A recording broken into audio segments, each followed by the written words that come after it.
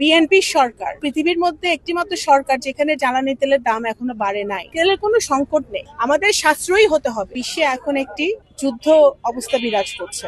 এই মধ্যপ্রাচ্যের যুদ্ধ মধ্যপ্রাচ্যে সীমাবদ্ধ নয়, এটা সারা পৃথিবীতে ছড়িয়ে পড়েছে এর প্রভাব। যুদ্ধের কারণে পৃথিবীর এমন কোনো দেশ নাই, বাংলাদেশের চারপাশে তাকিয়ে দেখেন সব দেশে কিন্তু জ্বালানি তেলের দাম বেড়েছে। বাংলাদেশের সরকার বিএনপির সরকার মনে হয় পৃথিবীর মধ্যে একটিমাত্র সরকার যেখানে জ্বালানি তেলের দাম এখনো বাড়ে নাই। জনগণকে কমফোর্ট জোনে রেখে আমাদের সকল সেক্টরের জনগণ যাতে ভালো থাকে, অনেক বেশি বিপদের মধ্যে না হয় পরে, সেজন্য কিন্তু আমরা সরকার সচেষ্ট আছে। নগরকান্দা সালতায় পেঁয়াজের ফলন হয়েছে, সেটা অবশ্যই কৃষকদের জন্য সুখবর, আমাদেরও সুখবর।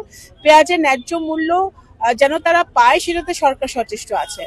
এবং কৃষি কাজে ডিজেলটা সবচেয়ে বেশি, কারণ আমি কৃষি মন্ত্রী আমাদের সেদিনই গত পরশুদিনই ক্যাবিনেট মিটিং হয়েছে এবং এটা আমরা প্রত্যেকটা মন্ত্রণালয় এবং বিশেষ করে কৃষি মন্ত্রণালয় সচেষ্ট আছে যে আমাদের কৃষি খাতে যে তেলটা আমাদের, বর্তমানে আমাদের যে তেল মজুদ আছে, যদি চোরাচালানি বন্ধ করা যায়, তেল মজুদ রেখে কিছু অসাধু ব্যবসায়ীরা তেল বিক্রি করছে, বিভিন্ন লোকজন তেল বিক্রি হচ্ছে। আমাদের সালতাতেই সেদিন ধরা পড়েছে, সালতা নগরকান্দা কোথায় জেনে একজন তেল বিক্রি করতেছিল চোরাচালানি করে, তাকে ধরেছে। বিভিন্ন জায়গায় ধরা পড়ছে।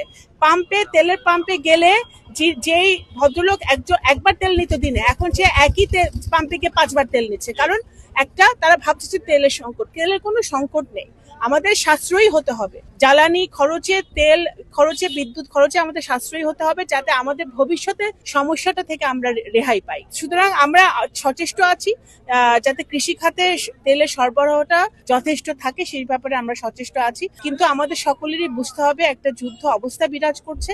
সেই অবস্থায় বাংলাদেশের কৃষকরা, বাংলাদেশের শ্রমিকরা, বাংলাদেশের আপামর জনতাকে ভালো রাখাটাই, একটা কমফোর্ট জোনে রাখাটাই এখন বর্তমানে সরকারের প্রধান উদ্দেশ্য।